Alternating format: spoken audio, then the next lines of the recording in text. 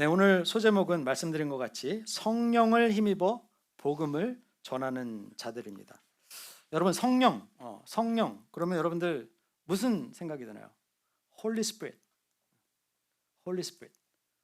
또 옛날 영어로 Holy Ghost라고도 얘기를 하는데 여러분 성령이라고 할 때 어떤 느낌을 가장 먼저 여러분들은 받습니까? 여러분 성령 충만을 경험해 보신 적 있어요? 성령 충만 경험해 보셨나요? 다 해보셨나요? 나는 아직 성령 충만을 경험해 본 적이 없는 것 같다. 아마 성령이 어떤 느낌인지 또 궁금해하시는 분들이 계실 줄 모르겠습니다. 비록 내가 성령 충만을 매일 경험하지 않더라도 또 아직까지 보지 못했을지라도 여러분 성령 충만하신 분을 보신 적은 있으십니까? 성령 충만하신 분들 보신 적 있어요? 어떠신가요? 그분들의 모습이. 여러분들이 그분들을 봤을 때 와, 저분은 정말 성령 충만하시다 라는 것을 무엇을 통해서 그런 느낌을 받게 되셨나요? 얼굴에 빛이 나고 저처럼 기쁨으로 충만한가요? 사랑에 충만하고, 그죠? 항상 행복하고 감사하고 겸손하고, 그죠? 항상 긍정적이고 사람들을 위로하고 따뜻하고 열심히 봉사하고, 그죠? 그런 사람들. 이건 다 열매죠, 열매. 그죠? 성령께서 주시는 삶의 열매로 드러나는 모습. 그러니까 우리가 누군가를 봤을 때 와, 저 사람은 참 성령 충만하다 느낄 때, 때로는 목사님이 그런 분들도 계시지만 때로는 그냥 어떤 한 집사님, 아니면 어떤 선교사님을 봤는데 그분에게서 이 성령의 충만함이 막 느껴지고, 그죠?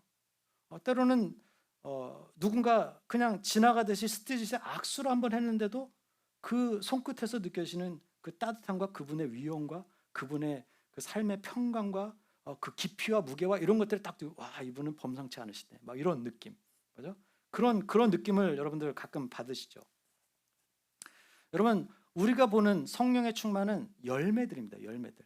성령의 충만으로 인해서 오게 되는 그 열매들이 우리 삶의 모습에서 드러날 때, 그 열매들이 드러날 때 우리는 그 열매들을 바라보면서 와, 저 사람은 굉장히 성령 충만하구나. 항상 기뻐하고 감사하고 사랑과 평화와 오래 참과 인내와 겸손과 절제와 이런 것들, 성령의 열매들이 그 사람 삶 속에서 막 드러날 때 우리는 와, 저분은 참 성령 충만하시다.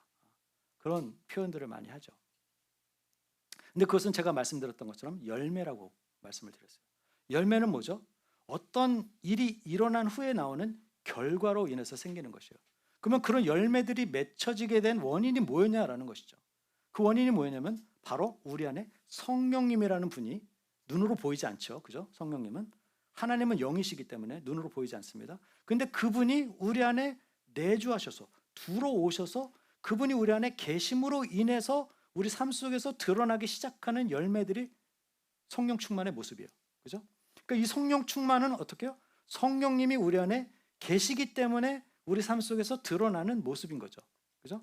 그러니까 우리 삶 속에서 이런 열매들이 보이지 않는다는 얘기 뭐예요? 우리 안에 성령님께서 일을 하지 못하시거나 아니면 성령님이 안 계시거나 그렇겠죠? 그죠? 그래서 여러분들이 그 성령 충만하신 분들을 볼 때, 여러분들이 그 성령 충만하신 사람들을 여러분들이 가끔 이렇게 만났을 때 어떤 생각이 드나요? 그런 분들을 만나면 여러분 부럽습니까?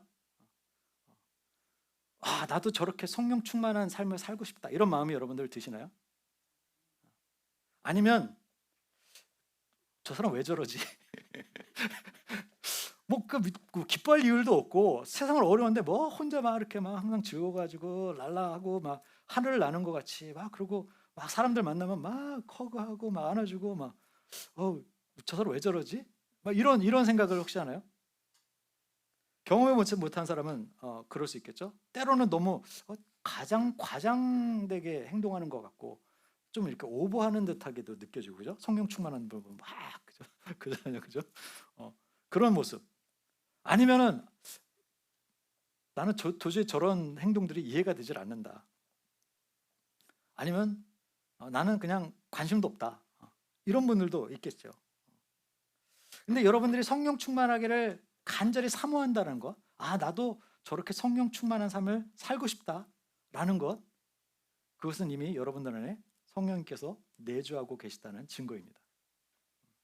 성령님께서 우리에게 하시는 일이요, 그 하나님의 하시는 일들을 사모하는 마음을 우리에게 부어주세요. 하나님의 일을 궁금해하고 하나님의 일을 사모하게 하는 마음은요, 죄인인 우리가 갖는 것이 아니라 하나님의 영이 우리 안에 들어오셨기 때문에 우리 안에서 생기는 우리의 반응이에요. 그래서 내가 아직 성령 충만을 경험해보지 못했어도, 내가 매일매일 성령 충만한 삶을 살아내지 못하고 있더라 할지라도 성령 충만함을 갈망하고 그런 삶을 살기를 소망하는 사람들에게는 이미 성령님께서 내주하고 계시다는 증거입니다. 그걸 믿으시기 바라요. 그래서 어떤 분들은 이미 성령님께서 일하고 계시고 이미 하나님께서 함께 계셔서 너무 아름답고 너무 보기 좋고 이쁘신데, 늘 저는 부족하고요, 저는 아직 멀었고요, 이런 분들이 계세요. 근데 그것은 사탄이 주는 마음이에요. 왜? 우리 안에 이미 성령께서 내주하고 계시는데 우리 그 기쁨을 사탄이 뺏어가려고 하고 자꾸 내 안에서 그런 기쁨을 앗아가려고 하는 것이죠. 그러나 성령께서 이미 내 안에 이미 내주하고 계신다는 사실을 여러분들이 믿으시면 그분이 일하십니다. 그래서 우리가 그분께서 일하시게 하시는 것은 우리가 그 성령님을 더욱더 깊이 간절히 만나기를 사모하는 거예요. 그러려면 말씀을 묵상하고 하나님의 영으로 충만한, 하나님의 영으로 쓰여진 하나님의 이 사랑의 편지를 우리가 계속 읽고 곱씹을 때마다 하나님의 영으로 충만해지는 거죠. 성령 충만은 어디서 옵니까? 말씀 충만해서 옵니다. 그래서 우리가 오늘 이 시간 이 베드로 전서의 말씀을 묵상을 하면서, 지금 베드로가 이 편지를 쓰게 된 것은 제가 지난주에 말씀을 드렸던 것처럼 이 베드로가 쓴 편지를 읽는 그 대상은 이 열방 가운데 흩어져 있던, 특별히 이 소아시아 지역에 흩어져 살았던 이방인 크리스천들이요. 그러니까 유대인 크리스천들이 아니라 이방 사람이었던 그들이 성령이 내주하심으로 인해서 예수를 믿게 되고 예수를 믿는다고 고백함으로 인해서 많은 핍박 가운데 있으면서도 여전히 예수를 부인하지 않고 살아가는, 고난과 어려움 속에 있는 그리스도인들에게 그들을 격려하기 위해서 베드로가 쓴 편지라고 제가 말씀을 드렸죠. 그러면서 지난주에 제가 뭐라고 말씀드렸냐면, 너희들은 이방 사람임에도 불구하고 예수님을 본 적도 없고 만난 적도 없으면서 예수 그리스도를 믿는 너희들은 참으로 복되도다라고 얘기했어요. 그렇죠? 저 여러분들 같은, 그죠? 이방 사람이지만 예수 그리스도를 한 번도 본 적은 없지만 저 여러분들 예수 그리스도를 믿으시죠? 그런 저와 여러분들에게 사도 베드로가 위로의 편지로 쓴 말이라는 것이죠. 우리가 믿는 이 믿음이 무엇인가, 우리가 갖고 있는 이 복음이 어떤 것인가를 사도 베드로는 그들에게 알려주고 싶었던 것입니다. 여러분, 성령이 거한다는 거, 우리 로마서 말씀을 보면 사도 바울도 동일한 비슷한 고백으로 우리에게 말하고 있는데, 제가 빨리 한번 읽어드릴게요. 로마서 8장 말씀. 제가 정말 성경 중에서 하나님 말씀 중에서 저에게 네가 책 한 권만, 성경 66권의 책 중에서 단 한 권만 너가 가질 수 있다면 저는 로마서를 택하겠어요. 로마서. 그 중에서도 로마서 8장. 이 복음의 진수가 담겨 있는 내용이죠. 이 로마서 8장 말씀에, 그러므로 이제 그리스도 예수 안에 있는 자에게는 결코 정죄함이 없나니 이는 그리스도 예수 안에 있는 생명의 성령의 법이 죄와 사망의 법에서 너를 해방하였습니다. 율법이 육신으로 말미암아 연약하여 할 수 없는 그것을 하나님은 하시나니 곧 죄로 말미암아 자기 아들을 죄 있는 육신의 모양으로 보내어 육신의 죄를 정하사 육신을 따르지 않고 그 영을 따라 행하는 우리에게 율법의 요구가 이루어지게 하려 하심이니라. 그러니까 율법으로는 우리는 우리의 죄 문제를 해결할 수 없었지만 그 하나님께서 아들이 육신의 모양으로 오셔서 우리의 육신의 죄를 대신 치러주심으로, 정하게 하심으로 우리가 그 율법의 요구를 완성하게 되는 그 은혜를 입게 되었다는 것이죠. 그러면서 5절에서 이렇게 얘기를 합니다.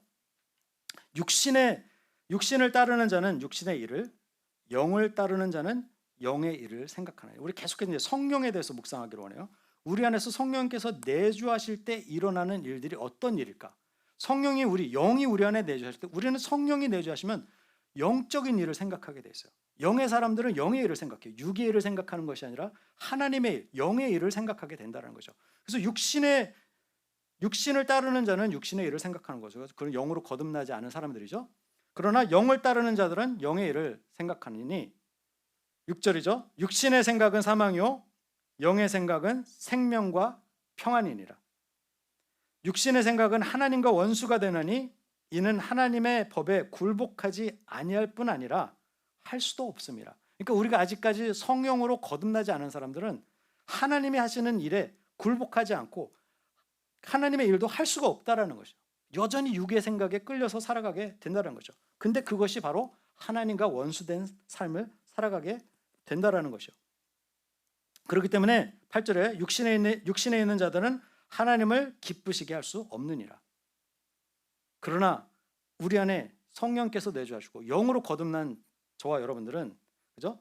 만일 너희 속에, 저와 여러분들 안에 하나님의 영이신 성령님께서 우리 안에 내주하시면 뭐라고요? 너희가 육신에 있지 아니하고 영에 있나니 누구든지 그리스도의 영이 없으면 그리스도의 사람이 아니니라. 아멘. 그러니까 이것이 얼마나 우리에게 육신의 사람의 옷을 벗고 우리가 영적으로 거듭난 삶을 살아가는 것이 중요한 것인가. 그리고 우리 안에 성령께서 내주하실 때 우리 안에서 행하시는 그런 많은 영적인 우리 안의 변화들을 우리가 깨닫고 살아가는 것이 얼마나 중요한 것인가를 우리가 오늘 말씀을 통해서도 볼 수 있는 것이죠. 13절에 이렇게 나왔습니다. 너희가 육신대로 살면 반드시 죽을 것이로되 영으로서 몸의 행실을 죽이면 살리니 무릇 하나님의 영으로 인도함을 받는 사람은 곧 하나님의 아들이라. 아멘. 여러분은 하나님의 영으로 인도함을 받으시나요? 하나님의 영으로 인도함을 받는 사람이 하나님의 사람들이라는 거죠. 내 생각, 내 뜻이 아니라 하나님의 영으로 인도함을 받는 사람들이 하나님의 사람들이라는 것이죠. 우리가 삶 속에서 하나님이 내 안에 거하시고 내가 하나님의 영으로 충만해지기를 사모하는 사람들에게 하나님께서 함께 하시고 그의 삶을 인도하실 때 그의 삶을 인도하시는 그 하나님의 말씀에 때로는 우리의 죄의 문제가 될 수 있고 때로는 우리의 육신적인 그 정욕의 문제가 될 수 있고 이런 것들을 우리 성령님께서 막으시고 그것에 대한 어떤 죄책감을 주시고 부담감을 주신다면 그것에 우리가 순종하고 하나님의 그 영에 우리 양심에서 하나님의 영이 말씀하신 그 음성에 따라 순종하려고 씨름하고 싸우는 그런 자들에게, 그죠? 그들을 그렇게 하나님께서 인도하시는 거예요. 옳은 길로, 선하신 길로. 우리 영이 우리 안에서 음성으로 말씀하십니다. 여러분은 그 세심한 음성을, 주님의 음성을 듣고 계시죠? 성령님 우리 안에 계시면 반드시 우리 안에서 말씀하십니다. 우리 안에서 세심한 음성으로 말씀하세요. 우리가 그것을 무시하고 여전히 내가 육의 생각으로 그것들을 누르고 살아가려고 하기 때문에 성령님께서 우리 안에서 우리를 강권적으로 붙잡지 않으시는 것이 우리에게 주신 자유의지로 우리는 하나님을 선택하고 하나님의 말씀에 따라가기를 그분은 기뻐하시는 거예요. 하나님께서 성령께서 우리 안에 그런 세심한 음성으로 말씀하실 때 즉각 순종하시는 저와 여러분들 되시길 주님으로 축복합니다. 그 길이 복된 길입니다. 그 길이 때로는 내게 불편하고 때로는 내게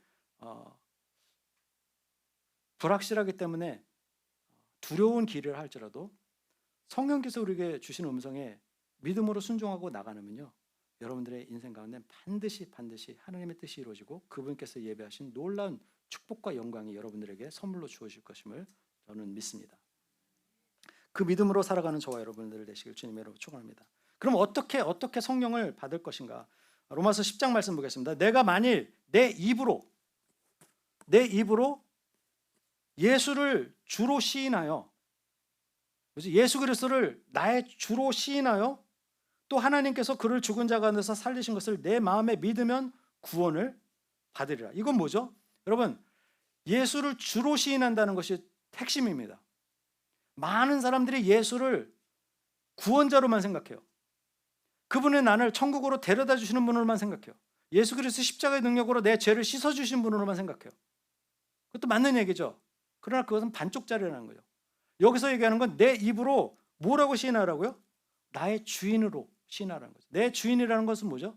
그분이 나의 삶의 왕이시고 그분이 하라 하시면 그 왕의 명령에 따라, 주인의 명령에 따라 살아가는 것이 우리의 구원받은 자의 삶이라는 것이에요. 이게 성령께서 우리에게서 하시는 것입니다.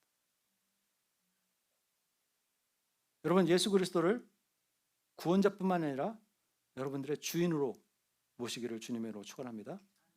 그것이 온전한 구원이에요. 그것이 온전한 구원. 십자가의 능력만 믿는 것이 아니라 내가 예수 그리스도가 인도하시는 대로 따라가려고 하고 말씀에 따라 순종하는 삶을 살아가려고 씨름하며 노력하는 삶이 그게 구원받은 자의 삶의 모습이라는 것이에요.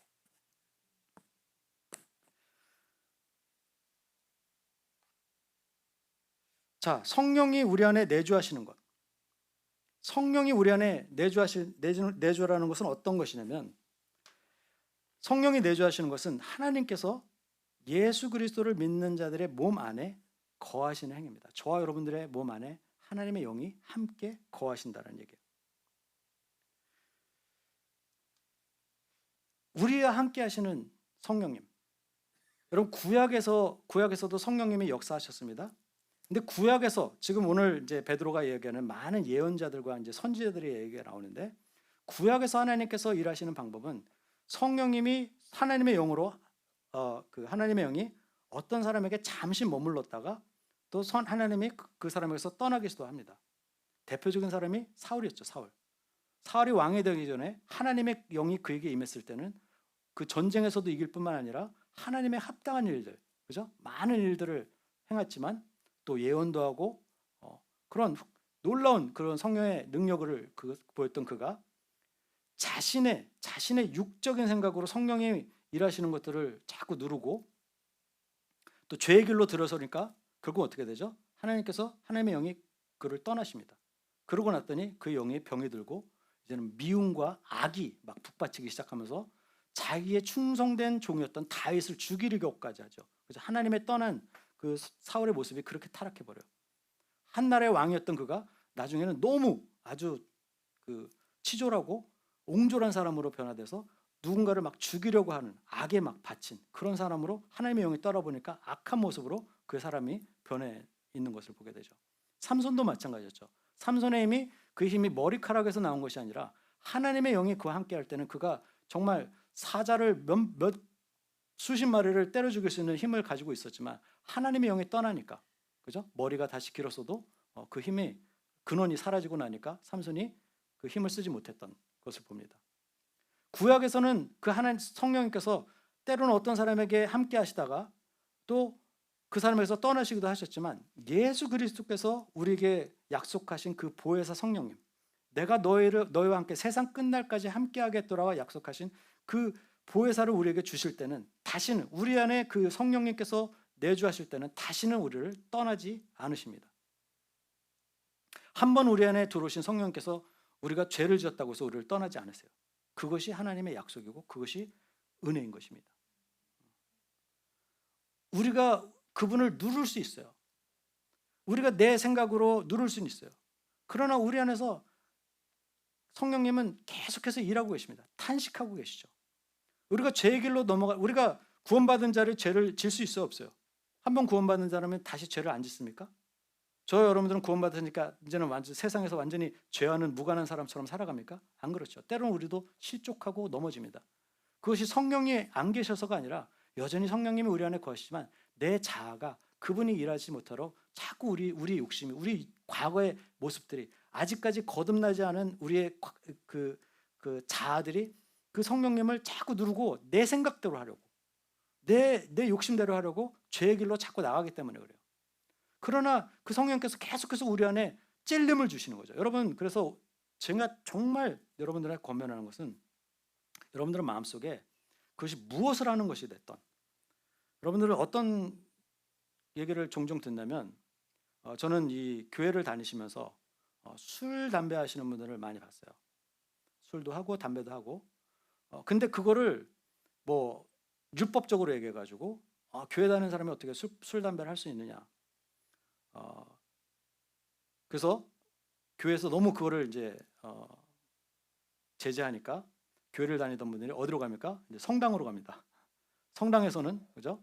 저는 옛날에 그 예수님을 인격적으로 만나기 전에 절도 가보고 성당도 가보고 다 가봤는데 성당을 한번 갔어요. 시애틀에 살 때 성당 예배를 드리고 나왔는데 예배 아주 화려하고 아주 홀리하죠. 막 가운을 쫙 입고 막 이 사제들이 막 이렇게 향을 막 피워가면서 아주 엄숙하게 그리고 이제 딱 이제 성당문을 딱 나왔더니 앞에서 성도들이 담배를 피고 있고 이런 모습을 보면서 참 독특하다 이런 생각을 했었어요.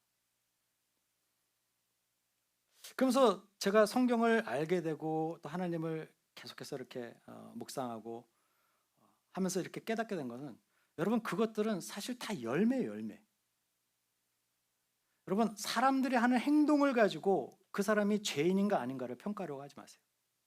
완전한 사람은 아무도 없습니다. 이 사람이 착한 사람이라고 착한 사람처럼 보일지라도 그 사람도 어떤 죄를 지을 수 있고 실수할 수 있어요. 그렇기 때문에 여러분들 사람들 보면서 이 집사님 아니 이 목사님 내가 정말 존경하고 신뢰했었는데 어떻게 목사님이 저럴 수가 있지? 어떻게 저 집사님이 저럴 수가 있지? 어떻게 저 장로님이 저럴 수가 있지? 실망하지 마세요. 그건 당연한 겁니다. 왜? 우리는 완전하지 않아요. 여전히 그 죄의 문제들과 싸우고 있는 사람들이죠. 당연히 죄를 지었다면 회개하는 것이 당연한 열매이겠지만 우리는 완전하지 않다라는 것이죠. 그런데 하나님께서 성령께서 내주하는 사람들의 특징은 뭐냐면요. 자신의 죄를 깨닫습니다. 자신이 지은 죄에 대해서 회개할 줄 알아요. 그게 성령님이 계시다는 증거입니다. 회개하는 사람, 깨어있는 사람입니다. 여러분 술을 하거나 담배를 하거나 저는 그거에 대해서 굉장히 오픈되어 있습니다. 왜 그러냐면 이것도 자신의 선택이에요. 내가 하나님의 영이 내 안에 거하시기 때문에 그 하나님의 영에 거하시는 내 몸을 내가 깨끗하게 하나님의 성전인 내 몸을 깨끗하게 세상적인 것들로 내가 더럽히지 않고 아니면 내 몸을 탁하게 하지 않고 내가 그러기 위해서 내가 술, 담배를 그리고 내가 그것에 자꾸 이렇게 끌려가고 아니면 내가 그것에 의지하려고 하는 의존성이 생기기 때문에 하나님보다 내가 그런 것들을 더 의지하고 힘들 때 저는 옛날에 술, 담배를 다 했었기 때문에 막 스트레스 받으면 담배 한 대 피면 막 좀 이렇게 스트레스가 좀 풀리는 듯한 그죠? 내 해결 방법이 그런 거였어요. 술 아니면 담배. 막 집에는 이제 아버님도 알코올 중독자셨고 막 스트레스 받으니까 어떻게 합니까? 그냥 술 먹고 다 잊어버려 하면서 막 술 마시고 그러면 술 먹는 동안에는 다 잊어버린 듯 하지만 다음날 눈을 뜨면 어떻습니까? 문제는 똑같아요.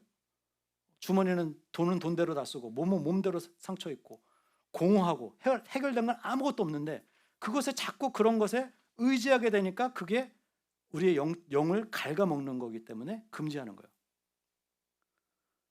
그러나 내가 그것을 컨트롤할 수 있고 내가 거기 끌려다니지 않고 그냥 같이 사랑하는 사람들과 어디 먼 여행 가서 와인 한잔 할 수 있죠. 근데 내 마음속에 내가 믿는 사람인데 술을 마시면 안 되는데 막 이런 식으로 죄책감을 갖고 있다면 제가 말씀드리고 싶은 거는 여러분들 마음속에 내가 어떤 행동을 함으로 해서 마음속에 찔림이 있잖아요. 내가 하는 것이 하나님 앞에서 내가 하나님이 다 보고 계시잖아요. 우리 모든 일거수일투족을. 그 하나님 앞에서 내가 하는 행동이 부끄럽게 여겨지면 하지 마세요. 술이 됐건 담배가 됐건 뭐가 됐건 하나님 앞에 내가 부끄럽다고 여겨지는 것은 하지 마세요. 그거는 성령님이 우리에게 주시는 마음이에요. 그게 성령님의 음성입니다. 우리 안에 찔리심을 주시면 하지 마세요.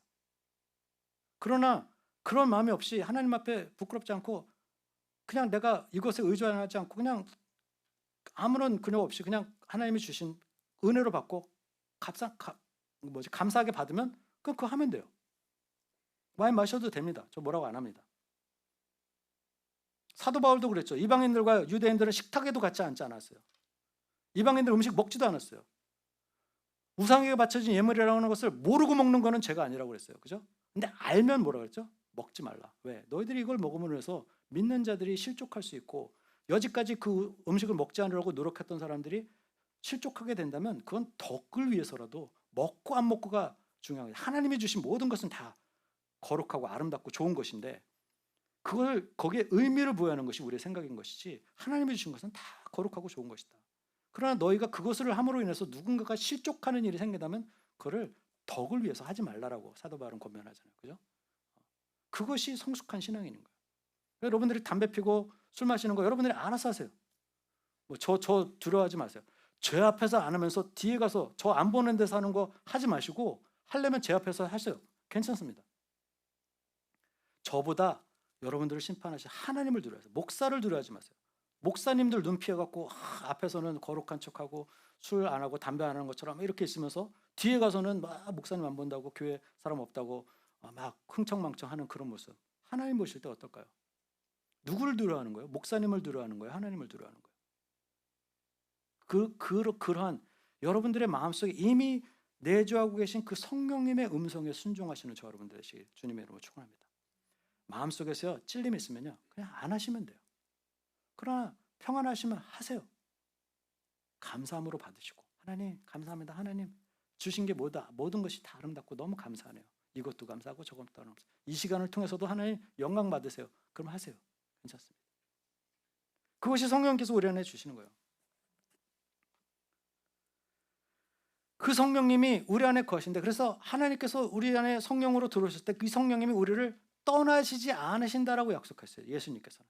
구약에서 주신 그 영이 아니라 이제는 성령님께서 우리 안에 내주하셔서 여전히 우리는 그분을 믿는 믿음으로 그 믿는 고백하는 그 순간에 성령께서 우리 안에 내주하시고 우리 함께 늘 영원까지 함께 이제 계속 동행하시지만 여전히 우리 안에서 계시는 성령님 그러나 우리의 의사를 존중해 주시고 우리를 참고 기다리고 인내하시면서 우리 안에서 역사하시는 그 성령님. 그렇기 때문에 우리가 올바른 길로 회복할 수 있도록 계속 우리 안에서 말씀하시는 그 성령님. 우리가 올바른 복음을 살아낼 수 있도록 우리가 계속해서 우리를 인도하시는 그 성령님. 그 성령님이 우리 안에 계시다는 것이 그 사건만으로 우리가 얼마나 큰 은혜와 감사가 있는지를 우리는 깨닫기를 소망하는 것이죠. 왜냐하면 그러한 성령님의 우리 안에 함께 하심이 과거에 그 많은 선지자들이 그렇게 갈망하고 원하고 그렇게 성령 충만하기로 갈망하기로 소망했던 그들이 바랐던 일인데 그들은 경험하지 못한 다윗조차도 경험해 못했던 그런 성령이 동행하시는 성령이 늘 함께 하시는 그런 삶을 저와 여러분들은 이미 예수 그리스도의 십자가의 죽으심 이후로 우리 안에서 살아가고 있는 그 복을 누리고 있다는 것이죠.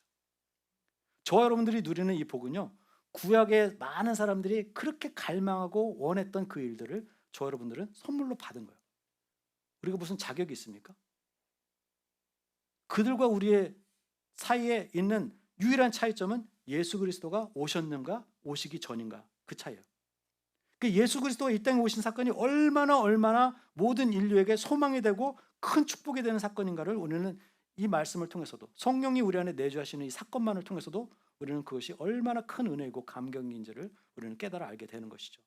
왜냐하면 구약에서 그렇게 하나님을 갈망하고 사랑하던 많은 사람들이 그렇게 간절히 바라던 그 성령의 충만함이 예수를 믿음으로 고백하고 따라가는 이 신약을 살아가는 저와 여러분들에게 이미 그 은혜가 우리에게 주어졌다는 사실입니다. 이것을 고백하시는 저와 여러분들 되시기 바랍니다. 베드로는 이것을 그 이방인 크리스천들이 알기를 원했어요. 저 여러분들에게 오늘 말씀을 통해서 우리 교회 선한 열매교 성도님들이 알기 원하는 베드로 말씀을 우리가 묵상하게 하신 그 목적은 이것을 저 여러분들이 알아 깨닫기 원하시는 거예요. 하나님께서 우리에게 말씀하시는 너희들이 지금 가지고 있는 이 복음의 기쁨, 너희들 안에 내가 심겨준 그 성령의 그 내주하심이 너희들에게 얼마나 큰 감사이고 기쁨인가를 너희들이 깨달아 알기를 원하노라.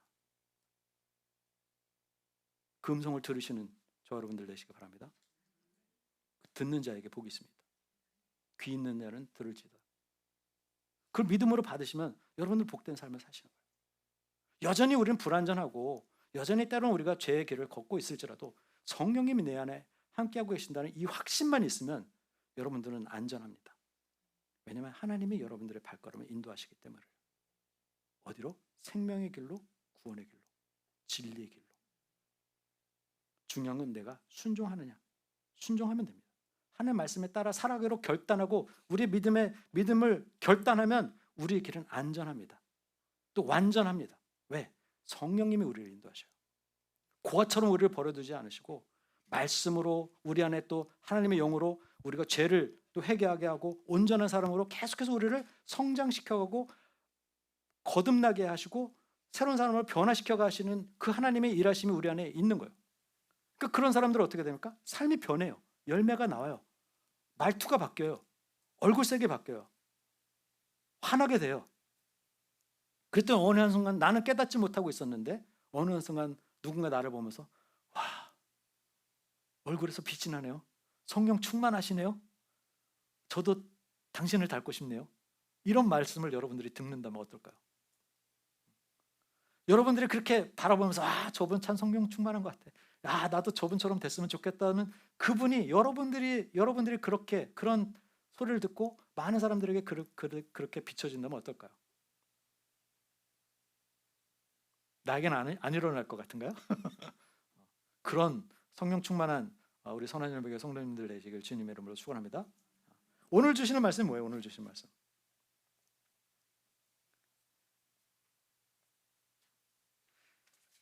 자,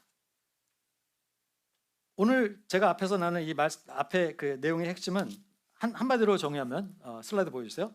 성령님의 내주하심. 성령님의 내주하심은 우리 일시적인 감정의 경험이 아니라 삶의 영원한 변화이다. 자, 적어놓으세요. 성령님의 내주하심은 우리의 일시적인 감정, 어떤 예배할 때 막 찬양이 너무 좋아가지고 은혜 받아가지고 눈물 막 흘리고 막 한순간에 어떤 일시적인 어떤 그런 감정의 변화가 아니라 성령이 내주하신다는 이 사건은요, 우리가 완전히 우리의 삶이 이제는 육의 사람이었다가 영의 사람으로 영원히 그냥 한 번 바뀌었다가 끝이 나는 것이 아니라 영원히 완전히 변화되는 사건이에요. 한 번 구원받은 사람은 영원히 그 영이 떠나지 않습니다. 내가 너희와 항상 함께하리라. 예수님께서 우리에게 말씀하시잖아요. 그죠? 한 번 구원받은 자들은 영원히 그 구원을 잃어버리지 않습니다. 중요한 것은 그 영이 과연 내 안에 있는가 하는 것이죠. 내가 믿고 있는 하나님이 그냥 순간적인 내 일시적인 감정으로 그냥 눈물 흘리고 그 다음에는 여전히 하나님 뜻과 무관하게 내 뜻대로 살아가려고 하는 삶을 살아가고 있는지, 아니면 내가 여전히 죄로 씨름하지만 그래도 하나님의 뜻을 따라 살아가려고 씨름하고 또 하나님을 알길 원하고 하나님의 말씀을 더 사모하고 내가 그렇게 성령으로 충만하기를 또 간절히 바라면서 하나님 저에게도 성령 충만을 경험하게 해주세요. 하나님 제 기도도 들어주세요. 하나님 맨날 하나님께 매달리며 하나님을 찾는 그런 삶을 살아가고 있는지, 그런 사람은 이미 성령께서 내주한 사람이고 그런 사람은 이미 영원한 변화를 받은 사람이라는 거예요. 그 차이를 아시겠죠? 여러분, 우리 신앙은 일시적인 감정이 아닙니다. 우리 구원은 일시적인 감정이 아니에요. 한 번 구원받은 영혼은요, 영원히 guaranteed. 아멘이시죠? 여러분, 의심하지 마세요. 내가 구원받은 자인가? 내가 가끔 잘 믿음 생활 하다가 가끔 실수해서 죄를 한두 번 졌다고 해서 내가 받은 구원을 잃어버렸나? 다 거짓말입니다. 사탄이 주는 마음이에요. 여전히 그 죄 때문에 내가 힘들어하고 내가 절대로 이래서는 안 되는데 내가 또 죄를 졌네? 이미 성령님께서 그 찔림을 주셨잖아요. 회개하는 마음을 주셨잖아요. 그건 뭔가요? 하나님이 내 안에서 일하고 계시다는 증거예요. 회개하는 영혼들에게 복이 있습니다. 아멘이시죠? 하나님 회개하면 용서해 주세요. 문제는 회개하지 않는 거예요. 자기가 옳은 줄 알고 자기 생각만 하고 있는 거예요. 자기가 왕이야. 그 회개를 안 해. 잘못했다는 말도 안 해. 상대방한테 자기가 잘못한 거 속으로는 알고 있어도 절대로 미안했다는 말 먼저 안 해. 사과 안 해요. 그 자존심이 강한 거죠. 자아가 똘똘 뭉쳐가지고 절대로 남한테 아쉬운 소리 못 하겠고 내 자존심 상하는 얘기 못 하는 그런 교만이 우리 안에 있는데 그걸 깨야 되는 거예요. 하나님 앞에 우리가 하나님 나는 죄인입니다. 고백하면 하나님 용서하세요. 하나님이 용서하지 않은 것은 고백하지 않으니까 끝까지 자기는 의인이라고 스스로 생각하니까 그런 자들에게는 심판이 다가오는 거예요.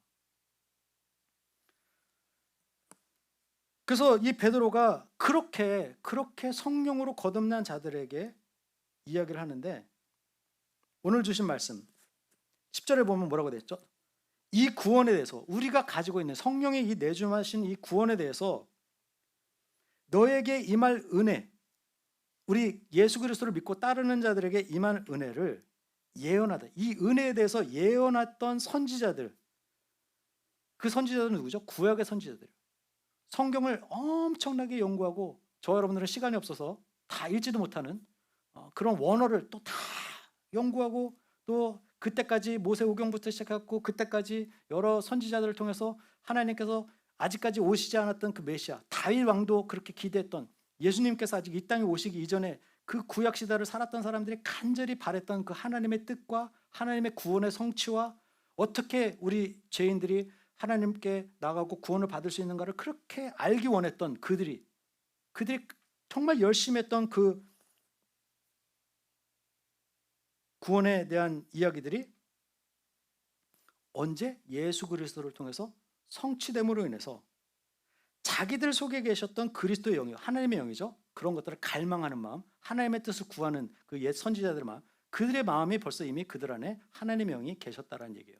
하나님의 뜻을 찾고 무엇이 하나님의 뜻인지, 예수님 우리를 구원하실 메시아가 언제 오는지 이런 것들을 연구하고 또 하나님의 때를 기다리면서 그것들을 막 공부했던 그 많은 수많은 선지자들과 예언자들, 그런 하나님을 향한 마음이 있는 사람들은 뭐죠? 이미 하나님의 영이 그 안에서 일하고 계신다는 그 증거였죠. 그러나 그들은 왔다가 사라졌다 왔다가 사라졌다 그런 영이셨는데, 예수님께서 이 땅에 오셔서 11절에 보면 그 자기들 속에 계셨던 그리스도의 영이 고난을 받으신 후에, 고난을, 그분이 당하실 고난, 십자가 고난을 그들이 공부하면서 그것을 깨닫고 그 다음에 이루어질 고난 후에 찾아올 영광에 대해서 미리 증언하여서 누구를 또는 어떠한 때를 지시하는지 그들이 알아내기를 원했다.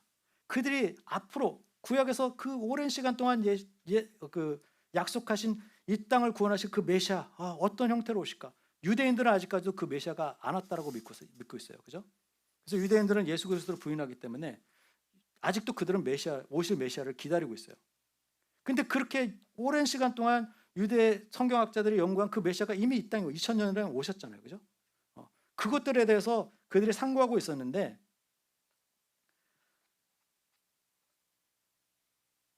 그 많은 연구가 바로 이 복음에 관한 이야기였다는 것입니다. 그래서 선지자들은 간절한 열망으로 복음의 비밀을 연구했다. 이 복음에 대해서 이 구약의 많은 선지자들과 예언자들이, 저와 여러분들이 지금 경험하고 있는 이 복음의 비밀에 대해서 연구를 했다라는 것이죠. 근데 이러한 연구들의 그런 결과가 결국 어떻게 열매를 맺는가? 여러분, 지난 우리 10월 31일이 우리 종교개혁 507주년을 맞이하는 기간이었습니다. 우리 종교개혁하면 대표적인 인물들이 세 사람인데, 쯔빙글리라고 하는 사람이 있고, 마르틴 루터, 여러분들 많이 들어보셔서 알겠지만, 또 존 칼빈이라고 하는 이 종교개혁가들. 오늘부터 시작하는 이제 하나님의 나라와 교회 1시 반부터 우리 세미나죠. 이제 제자훈련이 4주 동안 진행이 되는데, 이 종교개혁에서도 오늘 좀 나누게 될 텐데, 이러한 많은 종교개혁자들, 이들이 성경을 파고 연구하고 정말 참된 복음은 무엇인가, 정말 진정한 구원은 무엇인가, 성경을 연구하고 해서 이들이 막 이렇게 간절하게 알기 원했던 그 복음의 진수, 그 구약의 많은 선지자들이 알기 원했던 그 복음의 진수, 그것들이 누구에게? 지금 그 이방인 크리스천들, 그 로마 교회의 핍박을 받고 있는 그 이방인 크리스천들에게 그 복음이 전해졌다라는 것을 사도 베드로는 얘기하고 있는 것이에요. 그래서 두 번째는 이 복음이 선지자나 예언자들보다 우리가 더 행복한 사람이라는 것을 깨닫게 한다는 것이에요. 결국 그 선지자들이 간절히 알기 원했던 그 복음이 누구를 위한 것이냐? 바로 저와 여러분들 같은 사람들을 위해서라는 것이에요. 여러분, 우리는 그 선지자들보다, 그렇게 오랜 시간 동안 하나님을 갈망했던, 그 성령으로 충만하기를 갈망했던 그들보다 더 행복한 사람들입니다. 왜? 예수 그리스도가 오셨다는 사건 때문에. 그들이 그렇게 갈망했던 예수 그리스도를 우리는 비록 보진 못했을지라도 그분이 오신 이후에 이 땅의 삶을 살아가기 때문에 우리는 과거에 살았던, 구약의 시대에 살았던 사람들보다 훨씬 더 복된 사람들이라는 거죠. 복음의 시대를 살아가고 있는 저와 여러분들은 그런 사람들입니다. 구약 사람들이 누리지 못했던 영적인 축복을 받은 사람들이라는 거예요. 그 영적인 복이에요. 영적인 복.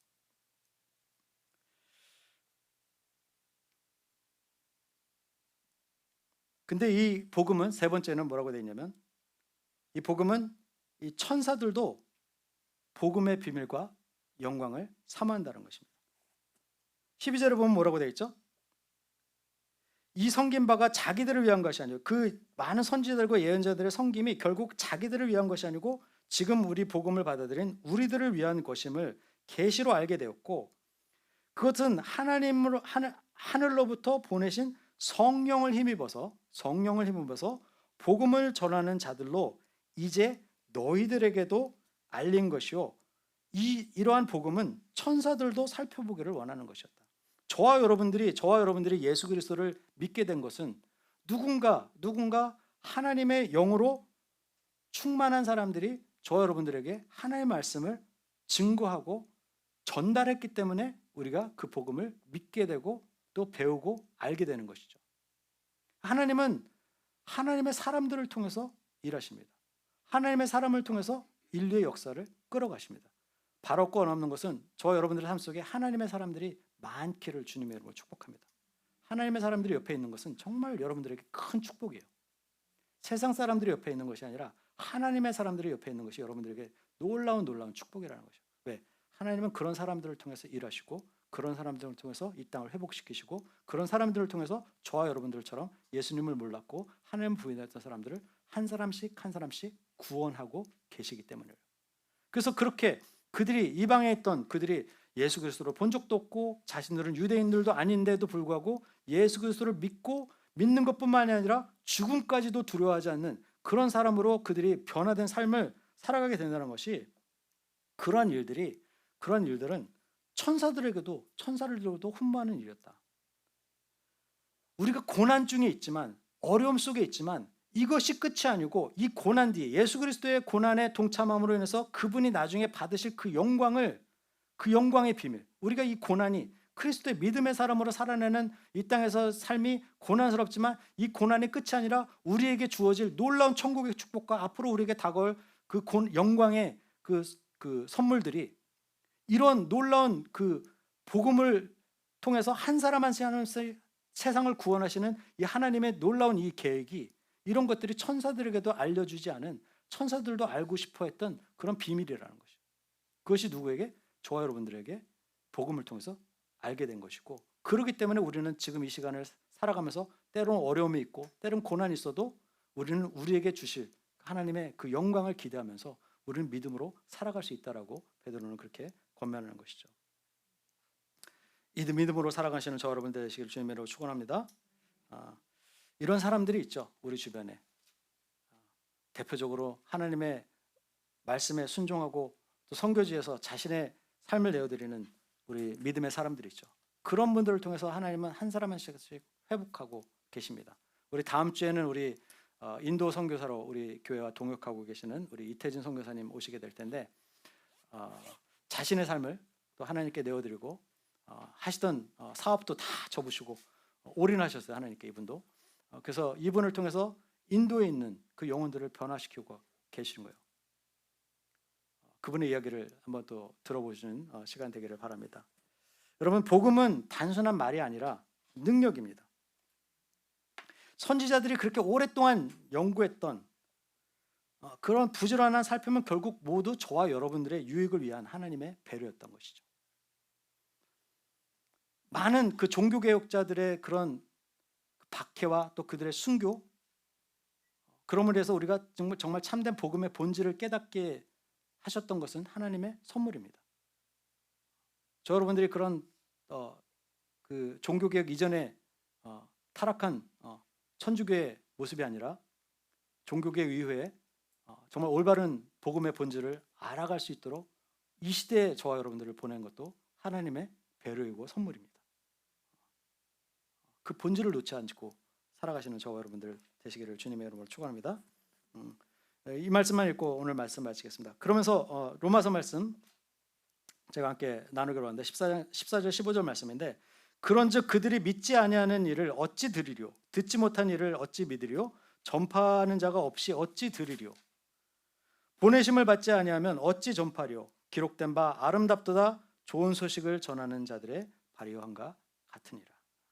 여러분, 우리도 그 좋은 소식, 그 선지자들이 예언자들이 그렇게 갈망했고 천사들까지도 갈망했던 그 복음을 수혜받은 수혜자로서 우리가 그것을 받은 자로서 우리가 그것을 다시 누군가에게 전달하지 않는다면 누가 그 사람들을 회복할 수 있겠냐라는 것이죠. 누가 잃어버린 영혼들을 회복하겠냐는 거예요. 하나님은 그 일을 저와 여러분들을 통해서 하시기를 원하신다는 것이죠. 그것이 성령께서 우리 안에 주시는 마음이에요. 여러분들에게 마음속에 떠오르게 하는 한 영혼들이 계시다면 그 영혼들을 위해서 기도하시고 여러분들을 통해서 그 잃어버린 영혼들이 하나님께 돌아오는 구원의 은혜가 함께하기를 주님의 이름으로 축원합니다. 여러분들의 기도가 응답되고 여러분들의 기도를 통해서 한 영혼이 하나님께 하나님의 자녀로 회복되고 영원한 생명을 얻게 되는 그런 복음이 저와 여러분들의 삶을 통해서 계속해서 열매 맺기를 주님의 이름으로 축원합니다. 기도하겠습니다.